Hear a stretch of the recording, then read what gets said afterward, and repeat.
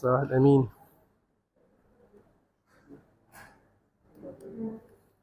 كل سنة وانتم طيبين. عيد الأنبا موسى اللي بيسموه القوي، قوي أنبا موسى. بس قوي في إيه؟ إيه؟ في صحته. هي كان قوي، كان قوي البدن فعلا، كان قوي في طباعه، شرس لدرجة بيحكى عنه إن هو في مرة بعد ما راح البرية وجي يخش القلاية بتاعته لقى 4 حرامية بيسرقوه، راح مكتفهم وربطهم بحبل وشالهم على ظهره وراح بيقول أبونا أنبا أرسانيوس. طبعا اداله درس في الحتة دي، الدرس ده فاده قوي. بعد كده بعد فترة يحكوا برضه تاني إنه هو رجع القلاية لقى حرامي طالع بيجري من القلاية بتاعته واخد شوية حاجات، فدخل لقى توب، فخد التوب وطلع يجري ورا الحرامي. الحرامي خايف منه، قال له أنا بلاك عشان أنت نسيت تاخد التوب ده. فأنهي موقفين كان أنبا موسى قوي؟ أنهي الموقفين اللي أنبا موسى فيهم قوي صح؟ تاني حسب مفهومنا احنا المسيحي بقى، حسب مفهومنا احنا المسيحي. أصل القوة بالنسبة للعالم ليها مفاهيم كتيرة قوي. في اللي بيعتبر القوة قوة بدنية، قوة عضلات وصحة، وتلاقي أحيانا اللي ربنا مديله شوية صحة، تلاقوا أحيانا اللي ربنا مديله شوية صحة وعافية كده وعضلات يستقوي على غيره، وهو ما يعرفش إن ممكن فيروس ملوش تمن يرقده بكل صحته ولا تشيله بحاجة قوته البدنية دي. وفي اللي بيعتمد على ماله، يعتبر القوة في المال، يقول لك طول ما أنت معاك مال أنت قوي. قوي في إيه؟ يقول لك ما أنا أقدر أشتري أي حد وأي حاجة بفلوسي، وبرضه الفلوس في لحظة ممكن تزول. كل مفاهيم العالم في القوة دي كلها مفاهيم غلط، قوة زائفة مغشوشة، لأن كلها الزوال. لكن القوة الحقيقية بقى اللي يتعلمها من أنبا موسى قوة إيه؟ التوبة، بالظبط كده، قوة التوبة، قوة التوبة. أصلي إحنا كتير بنتوب عن حاجات ونرجع تاني، عشان كده هنعتبر التوبة حياة مستمرة. أنبا موسى لما جه يتوب ودخل للدير، ولأنه كان مظهره فعلا مخيف، لأنه كان قوي قوي وشديد وضخم وجسمه، يقولوا إن الأنبا أرسانيوس خاف من شكله في البداية، لكن القصة تحكي إنه وهو بيقر بخطاياه بقى عشان التوبة قوية وصادقة، وهو بيحكي الخطايا بتاعته. أبونا أرسانيوس كان بيشوف ملاك ينزل يمسح كل خطية يقولها، وطبعا ده كان دليل قوي على إنه فعلا بيتوب توبة صادقة من جواه، توبة فيها ندامة. أنبا موسى يقولوا عنه تعبير صعب شوية، يقولوا تقريبا مفيش خطية ما عملهاش، ومع ذلك لما قدم توبة مش بس ربنا قبله، لا ده بقى قديس عظيم كلنا احنا بنتعلم منه. وكلنا في العيد بتاعه بكل رتب الكهنوت نيجي عند الأموبة بتاعته ونطيب فيها ونعمل له تمجيد، مع انه كان شرس جدا في حياته، كان صعب جدا. احيانا واحد مثلا يجي يعترف وعاوز يختصر، يعني يا ابونا انا عملت كل حاجه، يعني ايه عملت كل حاجه؟ قتلت؟ يقول لا طبعا ما وصلتش. طب يعني كسرت خزنه، سرقت؟ لا برضه مش الدرجه دي. لا، أنبا موسى كان كده، كان بيقتل ويغتصب ويسرق ورئيس عصابه. وكان من جهه مقاييس العالم للقوه، كل مقاييس القوه اللي في مفهوم العالم كانت موجوده فيه. هو قوي بدنيا، قوي بسلاحه، قوي بعصابه هو عاملها تحت امره، بتنفذ كل اللي بيؤمر بيه.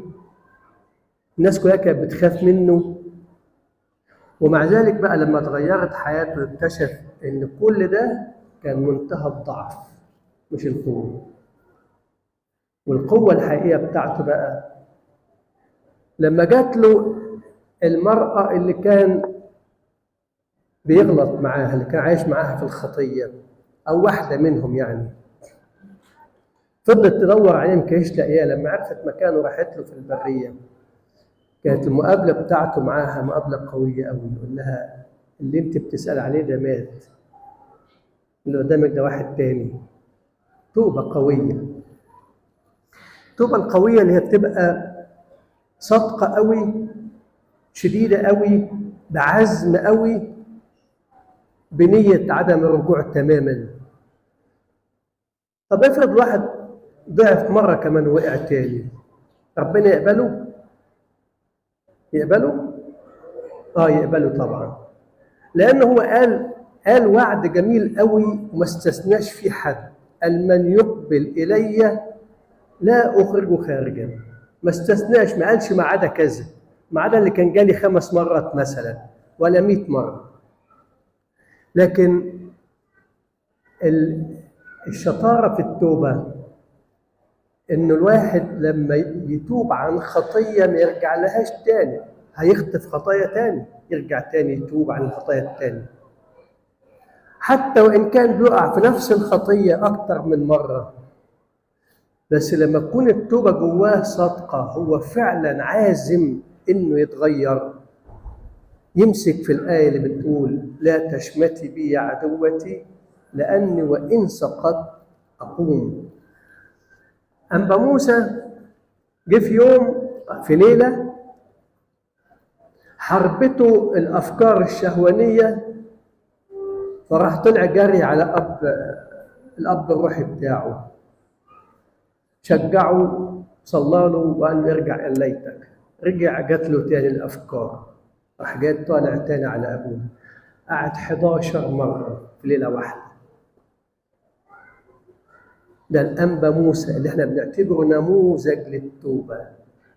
احنا ليه بنقول الكلام ده؟ لان الكلام ده يدينا احنا رجاء ان مهما تكون خطيتنا، ومهما يكون تاريخنا طويل مع الخطيه، لكن ربنا مستني كل واحد انه يرجع. واول لما يرجع يفتح له دراعاته.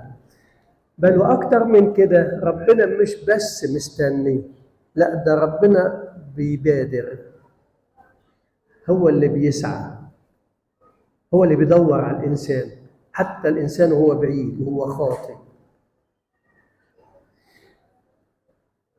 عشان كده قال ها انا واقف على الباب بخبط. بس المهم في الإنسان لو نبتدي بقى نفهم، طب التوبة بقت الصدقة القوية دي اللي بعزم تيجي إزاي؟ إن أول حاجة الإنسان يرجع لنفسه. يعني إيه يرجع لنفسه؟ يعني ما يكبرش، يعني يعترف بإنه السكة اللي ماشي فيها إنه لازم يتغير، ما ينفعش يفضل كده. في نموذج الكتاب قدمه لنا حلو قوي، نموذج الابن الضال. ده بس لو خدنا الخطوات بتاعته وهنلاقيها كلها متطبقة عند أنبا موسى، تعلمنا التوبة تبقى إزاي. يقول إن الابن ده رجع لنفسه. يعني يرجع لنفسه، يعني ابتدى يراجع نفسه. أنا إيه اللي أنا عملته في نفسي؟ إيه اللي وصلني للي أنا فيه؟ الخطية دايما توصل لأسفل، عمرها ما ترفع لفوق، وتوصل للضعف، عمرها ما تدي قوة. وزي ما بيقول زي ما بيقول الكتاب، عار الشعوب الخطية. طول ما الإنسان عايش توبة يبقى قوي. هو ده اللي احنا بنقصد بيه تعبير أنبا موسى القوي، قوي في دي بقى، في التوبة، مش القوة البدنية بتاعته. كانت موجودة القوة البدنية أو كانت هي ديت عنوان قوته، لا، عنوان قوته اللي احنا بنؤمن بيها دلوقتي وبنحتفل بيها دلوقتي، قوته في إنه يعرف يقدم توبة صادقة، عرف يضبط نفسه. لما رجع لنفسه ما كبرش. طب هو الإنسان متعود يعني يكابر؟ ده من أبونا آدم. أبونا آدم لما غلط عمل إيه؟ ما دورش على ربنا، هو كان كل همه يستر نفسه بس. ولما ربنا هو اللي دور عليه وجاي يسأله، اختفى واستخبى منه. أنت عملت إيه؟ أنت فين يا آدم؟ هو فاكر إنه بيسأل على مكانه. طب هو مش شايفك؟ هو شايفك، لكن هو بيقصد حاجة تاني. هو ما فهمش. قال له أنا لما سمعت صوتك استخبيت لأن أنا خجلان منك. قال أنت كلت من الشجرة. هو عايز يقول له كده، أنت فين من الوصية اللي أنا اديتها لك؟ مش أنت فين دلوقتي؟ طب أنا شايفك، أنت كلت من الشجرة اللي مش يعني حتى لما أنبا موسى، لما أبونا آدم رد غير اللي عايزه ربنا، أو جاب إجابة غير السؤال اللي ربنا بيقوله، برضه ربنا استمر تاني معاه، مش عايز يرجعه. طب أنت كلت من الشجرة اللي قلت لك ما تاكلش منها؟ شوفوا المكابرة بتاعت الإنسان، وكلنا ورثنا دي على فكرة منه، لأن الطبيعة فسدت. قال له إيه؟ ما قالوش كلت، ما قالوش أنا غلطت، لا، قال له المرأة اللي أنت اديتهاني أعطتني وأغوتني، كلت. وكأنه بيرمي اللوم على ربنا. بنغلط إحنا غلطات زي دي دلوقتي؟ بنغلط. يعني لما نيجي ننصح شاب مثلا من أخطاء أو من ضعفات النظرات اللي مش حلوة، يقول لك طب إحنا نعمل إيه؟ يعني طب ما هو ربنا خالق فينا الغريزة دي. ما هو بالظبط ده اللي قاله آدم، يعني بيرمي اللوم على ربنا، يعني ربنا اللي غلطان. ما دي اسمها المكابرة. لكن الابن الضال بيعلمنا إيه؟ إنه رجع لنفسه واستغلط نفسه وقال أنا غلطان لأني سبت بيت الخدامين فيه بياكلوا، وأنا دلوقتي مش لاقي حتى آكل خرنوب الخنازير. أرجع تاني أقول ربنا إيه دوره بقى في توبتنا؟ مش بس مستني لما أجي يفتح لي دراعاته. كلنا بنفهم قصة ابن الضال إنه أول لما أبوه شافه من بعيد جري عليه. لا، ده أبوه بيدور عليه حتى هو في الخطية عايش، حتى هو في العالم التاني، حتى هو متمرد. يعني الابن الضال كان خطيته انه اتمرد على ابوه. طول ما هو عايش مع ابوه هو كان فاهم انه كده مش عايش حر، لا، اسيبه وابعد عشان ابقى حريتي. ولما تمادى في ده وطول في غربته دي، ربنا سابه. هو مين اللي عمل المجاعة اللي خلته يشتهي اكل خرنوب الخنازير؟ ما هو احنا مش بناخد بالنا من دي. ربنا هو دايما اللي بيسعى ورانا، حتى واحنا عايشين في الخطيه، حتى واحنا بعاد عنه، حتى واحنا مدينه ظهرنا، حتى واحنا غير امنا معاه. بس احنا مش بناخد بالنا من صوته، مش بناخد بالنا من التنبيهات بتاعته والتحذيرات بتاعته. فلما ما ناخدش بالنا من التحذيرات اللي بهدوء دي شويه، ممكن ربنا يبتدي ينبه بقوة شوية، بأرصى، بألم، بضيقة، زي ما عمل مع الابن الضال. الدنيا ضاقت حواليه، مش لاقي ياكل. وياما احنا بنتعرض لحاجة زي، وياما ناس عاشت بعيد عن ربنا لغاية ما ربنا افتقدهم بتجربة رجعوا. يعني إذا ربنا دايما شغال معانا حتى واحنا بعاد عنه صباح، بس المهم ودننا تبقى مفتوحه له. والمهم نقدر نفهم تحذيراته ونفتح الودن ونسمع ونطاوع وما نكبرش. دي كانت أول خطوة عملها الابن الضال، رجع إلى نفسه. ولما رجع إلى نفسه لأنه ما كبرش ولأنه كان صريح مع نفسه، دي أول خطوة في التوبة اللي تدي التوبة قوة. قال إيه؟ أقوم الآن. هي بقى الآن دي مهمة جدا برضه، لأنه زي ما بيقولوا الآباء، يقول إنه لو تخيلنا إن إحنا دخلنا نفحص الناس اللي في الجحيم، نلاقي عدد كبير منهم قوي وصل للجحيم فقط لأنه كان بيأجل التوبة. فضل يأجل يأجل يأجل لغاية ما جت اللحظة النهائية، ما لحقش خلاص. فموضوع التأجيل ده صعب جدا، يضيع التوبة، يضيعها خالص. عشان كده المثل ده اللي اتكتب في الإنجيل عن ابن الضال إنه قال لنفسه إيه؟ أقوم الآن. وفي آية حلوة قوي في سفر أعمال الرسل تقول إيه؟ الله يأمر جميع الناس الآن أن يتوبوا. برضه الآن دي مهمة قوي. ما كان ممكن يقول الله يأمر جميع الناس إنهم يتوبوا بس كل واحد يختار الوقت اللي يناسبه، لا، لأنك ما أنتش عارف في وقت تاني ولا لا. ما أنتش عارف دي. وقتك اللي أنت فيه دلوقتي تملكه وتملك تاخد قرارك لأن ربنا ادالك إرادة، وتملك تاخد القرار الصح لأن ربنا ادالك عقل. الاثنين دول، الوزنتين دول هم اللي يسيروك صح. تفكر بعقلك فين الصح وفين الغلط بالاستنارة اللي انت خدتها من الكنيسة، من المعمودية ومن الأسرار. وإرادتك هي اللي تحكمك تتجه للصح مش للغلط. فأنت بلا عذر أيها الإنسان.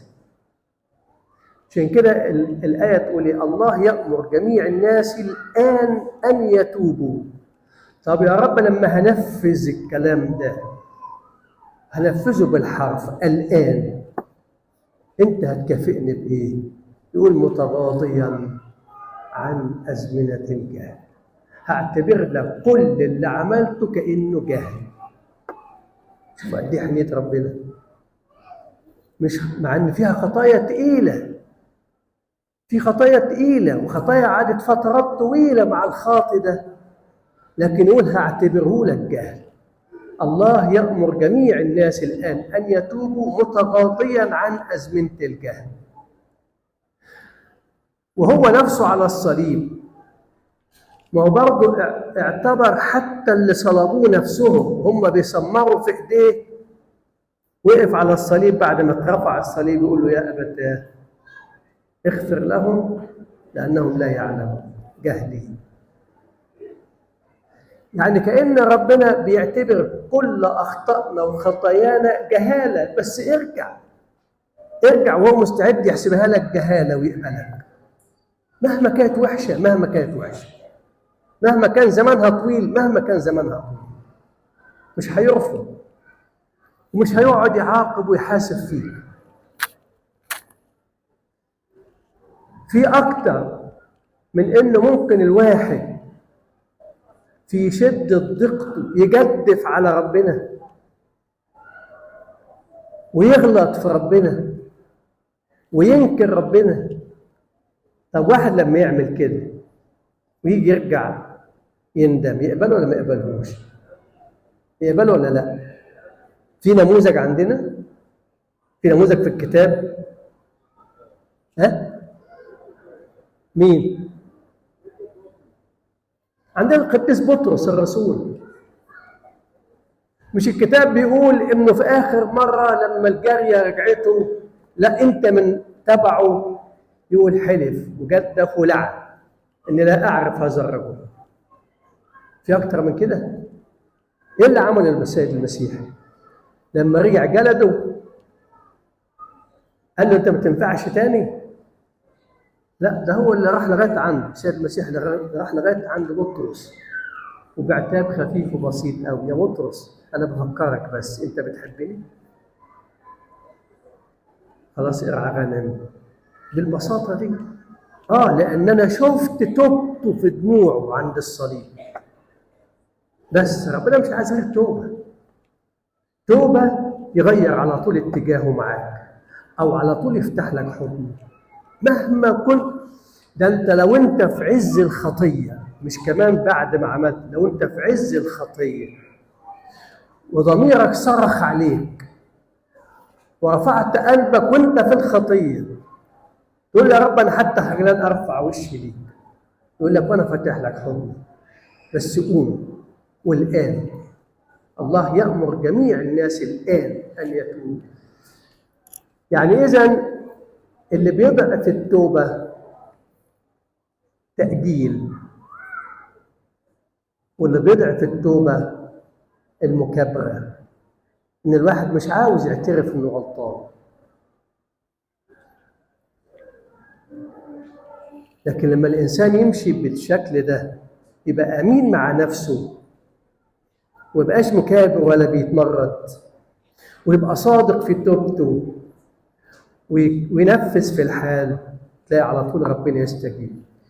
الكلمة الثالثة اللي تورينا الخطوة اللي بعد كده في التوبة، أو اللي تعلمنا إيه اللي شجع الابن الضال ده إنه يرجع. إنه قال إيه؟ أقوم الآن، اتكلمنا عن الآن دي، وأرجع إلى مين؟ هو لسه أبوك؟ أنا ما استاهلش أكون ابني، وهرجع أقول له كده، بس هو أبوي. أقوم وأرجع إلى أبي وأقول له أنا مش مستحق أكون حتى خدام عندك، اعتبرني واحد من الأجراء. يعني اللي يخلي اللي يساعدك إن توبتك تبقى قوية وما فيهاش تردد، إنك تبقى واثق إن ربنا مستنيك كأب مش كسيد. ودي اللي بيشككنا فيها الشيطان كتير. تلاقي الواحد وهو بعيد شويه عن ربنا يحاربه بالحته، وانت تفكر يعني وانت بعد ما وصلت اللي وصلت له ربنا لسه هيقبلك؟ اي لانه ابويا. ومفيش اب يجحد ابنه مهما كان ابنه ده غلطان، يأدبه ماشي، لكن مش هيرفضه خالص، مش هيتبرى منه. فاللي ساعد الابن الضال ده تكون توبته صادقه وقويه، انه فاكر لسه وحاسس انه اللي في البيت ده بيعامله على انه ابوه، حتى بعد ما وصل هو المستوى انه ما يستاهلش يبقى ابنه، بس هو ابويا، ارجع الى ابي. صدقوني من اكتر الحاجات اللي بتضعف حياتنا الروحيه ان احنا مش قادرين فعلا نستوعب حقيقه ان ربنا بالنسبه لنا اب. ده لما قالوا له علمنا كيف نصلي، اول كلمه قال لما تصلوا قولوا ابانا.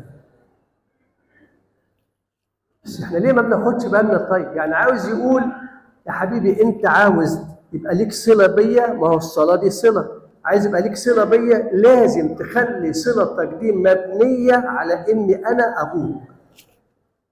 وقيس بقى مشاعر الاب ناحيه ابنه كلها موجوده عندي. بس اكتر من كده كمان، لما مره قال لما ابنك يطلب منك كذا تديله كذا، يطلب منك سمكه تديله حجر. وبعدين في الاخر علق قال ايه؟ اذا كنتوا انتوا اشرار تعرفوا تدوا ولادكم عطايا حسنه، فكم بالاولى ابوكم اللي في السماء. يعني عاوز يقول ايه؟ يعني عاوز يقول يا حبيبي انا مش بس بالنسبه لك اب على المقياس الارض اللي انت عايشه مع الاب الجسدي، لا، ده انا محبتي ليك وابوتي ليك تفوق ابوه ابوك الجسدي. بس للاسف احنا تقريبا مش بنبقى مصدقين دي، او مش عايشينها، مش حاسينها. فرق بين انسان قوي في علاقته بربنا وانسان ضعيف في علاقته بربنا هي الاحساس دي، قناعته بان اللي في السماء ده ابويا. بعمل الصح ونفذ الوصية عشان ده أبويا اللي أنا بحبه، لأنه هو بيحبني. ولما أغلط هرجع، لأني بأبوته ديت أنا زعلان إني زعلته، ومتأكد إنه لسه ما زال بيحبني حتى بعد ما غلط. الإنسان اللي عايش بالإحساس ده، بإحساس أبوة الله لينا فعلا، أحبائي، مفيش في الديانات كلها تعلم بأن العلاقة بين الإنسان وبين ربنا علاقة أبوة وبنوة، مفيش غير عندنا احنا بس. عندنا احنا بس. يعني حتى كانت نظرة اليهود لله إيه؟ سيد جبار وقوي، ونظرة الآخرين المتسلط المنتقم. ما عندناش ده، ما عندناش ده هو قالها لنا بصراحة، ومش بس قالها لنا، وكشفها لنا بشكل عملي. لما فيلبس بيقول له طب فاضل لنا حاجة واحدة بس، ورينا الآب وكفانا. قال لي يا فيلبس عشت معايا كل العمر ده ولسه بتطلب، لسه ما انتش مدرك ولا فاهم ان الآب لا يرى، وانه ارسلني انا عشان تشوفه فيا. اشوفه فيك ازاي يعني اشوف طباعه ايه، علاقته بيك ايه، مشاعره ناحيتك ايه كإنسان. شوف كان المسيح بيعمل ايه، هو دي عايز اقول له كده يعني. طب كان لما بنقرا في الانجيل عن تعاملات ربنا يسوع المسيح مع الناس بنشوف ايه؟ ده كلمة تحنن يسوع دي ما تتعدش في الانجيل. مواقف كتير قوي تقول فتحنن يسوع وعمل كذا، تحنن يسوع ومد ايديه وشافه، تحنن يسوع واقام الصبي ابن ارمله نايين. يعني عاوز يقول انه الله علاقته بينا اب، واب حنين قوي. فاللي قوى توبه الابن الضال انه رجع لنفسه وكان صادق مع نفسه، وانه حسم امره في نفس اللحظه الان، ما اجلش، وانه معتبر انه اللي رايح له ده ما زال بيعامله على انه ابوه، حتى رغم انه ما يستاهلش بنوته دي. وبعدين ارجع الى ابي واقول له اخطات الى السماء قدامك. الاعتراف، اصل الاعتراف معناها انك نويت تغير طريقك. اللي تخلي او الفرق بين انسان في جلسه الاعتراف صادق في توبته وفي اعترافه، واحد تاني تلاقيه بيداري حاجات ويلمع حاجات بالكلام، حاجات يعبر عنها بطريقه دبلوماسي شويه. ان الاولاني تايب توبه حقيقيه، فهو جاي يطلع بقى، هو عاوز يتغير خلاص، هو نوى على التوبه. والصادق في توبته ما تعطلهوش خجل الاعتراف. بس كتير برضه الشيطان يعطلنا في الحته دي. طب وانت تقدر تقول لابونا على اللي انت عملته او اللي انت عملتيه؟ اللي تايب توبه حقيقيه وفعلا ناوي يتغير يقول ما يهموش. المراه السامريه لما اتغيرت اعترفت، قالت له انا ماليش زوج، رغم انها كانت بتخبي ده عن كل اهل بلدها. وعشان كده الانجيل يقول لنا انها كانت بتيجي في عز النهار تملى الميه عشان محدش يشوفها. لكن لما المسيح نور لها شويه واداها شويه استناره جوه، وقدم لها احترام وحب، اتأثرت. فلما جه سألها ادعي زوجك، قالت له ماليش زوج. طب انت مش خجلانه تقولي كده؟ ده انت بتيجي في عز الشمس والحر عشان ما حدش يشوف انك خجلانه من كل اهل البلد. طب وده غريب اول مره يجي البلد، لأنها خلاص كانت نوت على التوبة فعلا. يعني دليلك مع نفسك على صدق توبتك إنك ما تخجلش من الاعتراف، تقول بصراحة، لأنك وأنت بتعترف اعتراف صريح وواضح أنت مش بتفضح نفسك، أنت بتفضح الشيطان. ولما تفضح الشيطان يضعف وأنت تقوى وتقدر تقدم توبة صحيحة. عشان كده في سفر الأمثال يقول إيه؟ من يكتم خطاياه لا ينجح. لأن طول ما هو كاتمها الشيطان واخدها سلطان عليه، سلاح ضده. لكن يكمل الآية يقول إيه؟ واللي يكشفها من يكتم خطاياه لا ينجح، ومن يقر بها ربنا بيديله البراءة والإنقاذ. داود النبي لما رأت الغلطة الكبيرة بتاعته، شوفوا داود اللي ربنا قال في مرة من المرات إنه فتشت قلب داود عبده فوجدت حسب قلبي، ورغم إنه كان إنسان صالح فعلا، لكن لما ضعف وغلط، وبرضه دي عايزين نفهم منها إنه زي ما حصل مع أبونا آدم كده، إنه الشيطان لما بيوقع واحد في غلط ما بيسكتش لحد كده، الخطوة اللي بعديها يعمي له بصيرته عن إنه يشوف إنه ده غلط أوي. يعني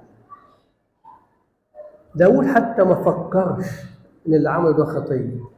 تخيلوا شخص ربنا بيشهد له فتشت قلب داود عبده وجدت حسب قلبي، لكن الخطية سحبته من نظرة لشهوة لمؤامرة قتل جوزها للجواز منها. كل ده هو مش دريان، مش واخد باله، لغايه ما جاله ناس ثانيه. وانا بوريكم ان ربنا ما بيسيبش الانسان الخاطئ، بيبادر، ربنا اللي بيبادر، بس احنا اللي مش بناخد بالنا. احنا اللي البصيره عندنا بيبقى لسه الشيطان مظلم عليها. جاله ناس النبي يا داوود النبي انت ملك، انت ملك عظيم، لو واحد عمل كذا كذا قال له يقتل الشخص، قال له انت اللي عملت كده. على طول عمل ايه داوود؟ ما اجلش، قال له اخطات الى الرب، انا فعلا غلط ما كنتش واخد بالي. قال له والرب عمل ايه؟ هينقل الخطيه؟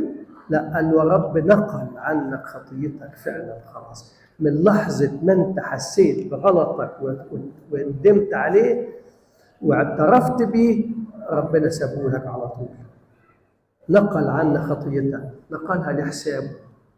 بدل ما تبقى دينونتها وحكمها عليك، لا، اتنقلت لدم المسيح. يبقى التوبة عشان تبقى قوية إن الإنسان يرجع لنفسه. صدقوني كلنا محتاجين لدي، أو عايز أقول بتعبير تاني، كلنا ما بنفكرش في دي أصلا. يعني لو سألت كده كام واحد بيجي آخر اليوم ويسأل نفسه إيه اللي أنا عملته النهاردة غلط؟ وإيه اللي عملته صح؟ مين بيعمل كده؟ جايز في ناس بتعمل بس قليلين قوي. لكن حتة نرجع لنفسنا دي مهمة قوي، لأن إحنا عندنا في عقيدتنا الأرثوذكسية التوبة مش لحظية. يعني مش أنا تبت اتغيرت خلصت خلصت القصة، لا، إحنا التوبة عندنا مستمرة على طول، جهاد مستمر على طول. طب الجهاد المستمر ده والتوبة تستمر إمتى؟ لما الإنسان يستمر يحاسب نفسه.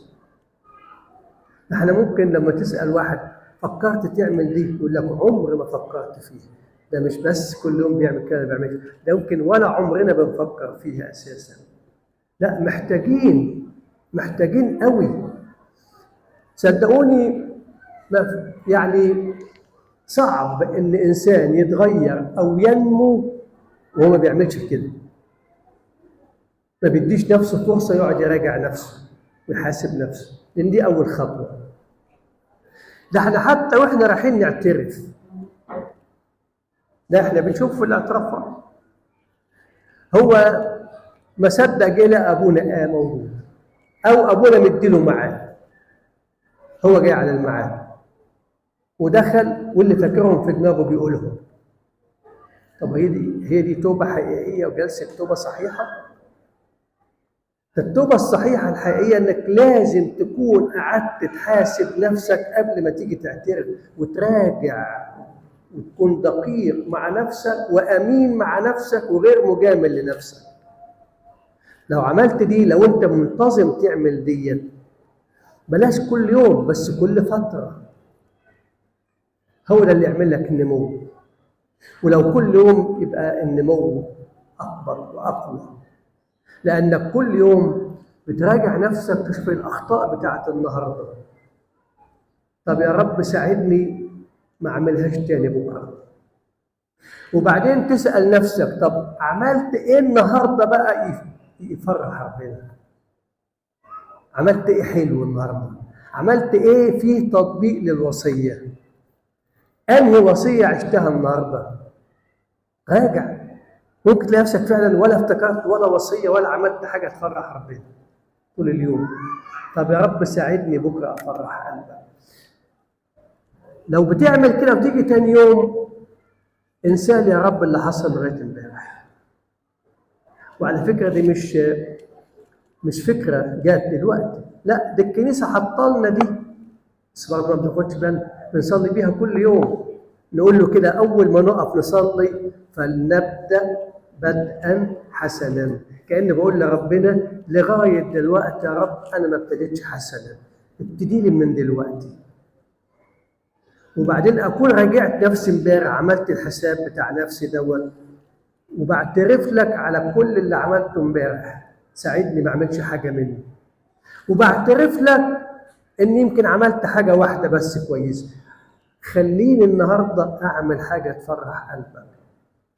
ده النمو، ده النمو. احنا مش بنحتفل باعياد القديسين لمجرد ذكرى، والا مش استفدناش حاجه. ايه اللي استفدناه لما نيجي خدنا بركه القديس انبا موسى ان احنا جينا اشتركنا في تمجيده وتكريمه،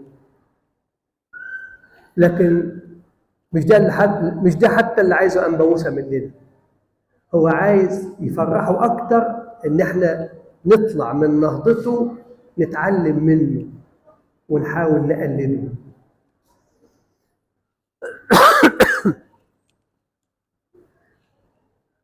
انبا موسى كانت ليه اقوال جميله قوي وكتير،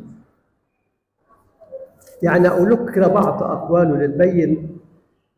الراجل ده بعد التغيير والتوبه وصل لحد فين، وبقت افكار قلبه شكلها ايه بعد ما كانت كلها شر، كلها شر. يقول كده: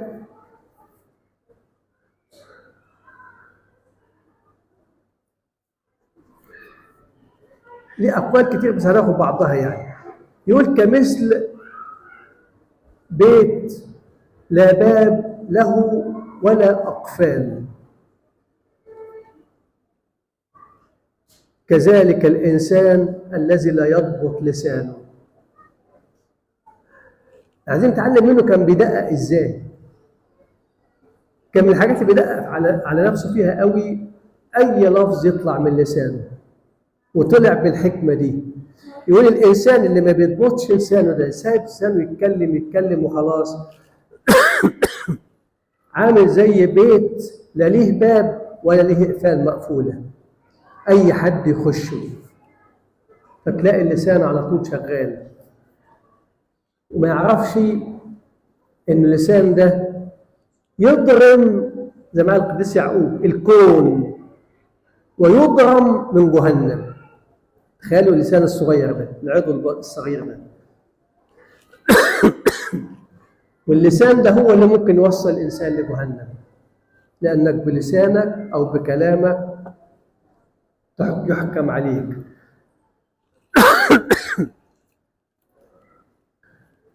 الانسان اللي يعرف يضبط لسانه ينجو من خطايا كتير قوي.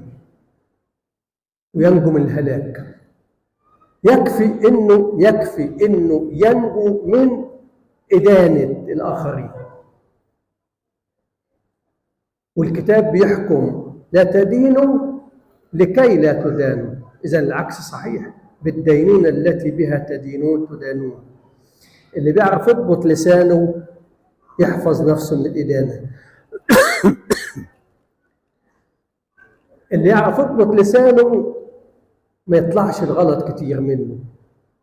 ياما ناس أحيانا في الاعتراف يجي وكأنه معتبر إن اللي هيقول ده حاجة هايفة، يعني أصل عارف ناس بتقع في خطايا تقيل قوي، أنا بس مشكلتي بشتم كتير. طب والكتاب بيقول لا شتامون يدخلون ملكوت السماوات. ممكن تكون عمرك ما سرقت، عمرك ما بصيت بصة وحشة، عمرك ما زنيت، عمرك ما قتلت، عمرك ما، لكن لأنك بتشتم كتير الآية دي تحكم عليك. لا شتمون. ليه شتيمك كتير؟ كل كلمة بطالة ندي عنها حساب. إذا ضبط اللسان يحميني كمان من دي. حاجات كتيرة ممكن يحميني ضبط اللسان منها. عشان كده يرجع يكمل تاني ويقول احفظ لسانك ليثبت في قلبك خوف الله. لأنه إيه اللي يخليك تقدر تضبط لسانك من الغلط؟ إن جواك مخافة ربنا.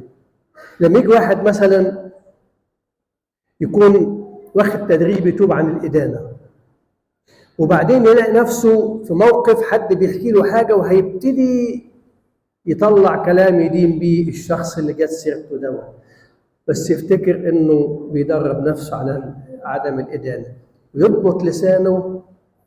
إيه اللي هيخليه يقدر يضبط لسانه؟ إنه خايف من ربنا، لأنه قال بالدينونة بها تدينون تدانون. فاللي يضبط لسانه جواه مخافة ربنا. قول تاني من أقواله وهختم، عشان دي برضه بنقع فيها كتير قوي. يقول من تعود الكلام داخل الكنيسة دل بذلك على عدم وجود مخافة الله في قلبه. صعب قوي دي، مع ان احنا بنقع فيها كتير قوي كلنا. بشرك نفسي معاكم، بنتكلم كتير في الكنيسة، ودي خطية وحشة جدا واحنا مش داريين. أنبا موسى كان بياخد باله قوي من دي، يقول اللي يتعود الكلام في الكنيسة ما فيش، ده دليل على إن قلبه ما فيهوش مخافة ربنا. لأن الكتاب بيقول في بيتك يا رب تليق القداسة. ما أرهب هذا المكان، يعقوب أبو الآباء على الكنيسة، ما أرهب هذا، مرهب مخيف. أنا أفتكر قصة في السنكسار في شهر كياك بس مش فاكر إمتى بالظبط، بتحكي عن أسقف قديس وبيحكي موقف يثبت قداسة الأسقف ده. بيقول إن هو في مرة بيقدس الذبيحة لقى الدم ملا الصينية فاض منها، يعني ربنا كشف له، شاف ده بعينه. ومع ذلك الراجل الأسقف القديس ده جه في مرة وهو بيصلي القداس لقى ملاك واقف بغيظ بغضب. فبيسأله أنت غضبان عليا كده ليه؟ قال له لأن في ناس بتتكلم في الكنيسة وأنت ما سكتهمش. تخيلوا؟ يعني مش الغضب بس على الناس اللي بتتكلم، لا، الغضب على أبونا إنه ما سكتش اللي بيتكلم. عشان كده القديس موسى بيعلمنا برضه في أقواله النهارده من تعود الكلام في الكنيسة دل بذلك على عدم وجود مخافة الله في قلبه. يا ريت نتعلم من أنبا موسى التوبة الصادقة الحقيقية ونتعلم من أقواله، وبركة شفاعته تكون معانا ومعاكم. كل سنة وانتم طيبين، وأشكركم وأشكر آبائي اللي ادوني الفرصة الحلوة دي. لإلهنا المجد دائما أبدا.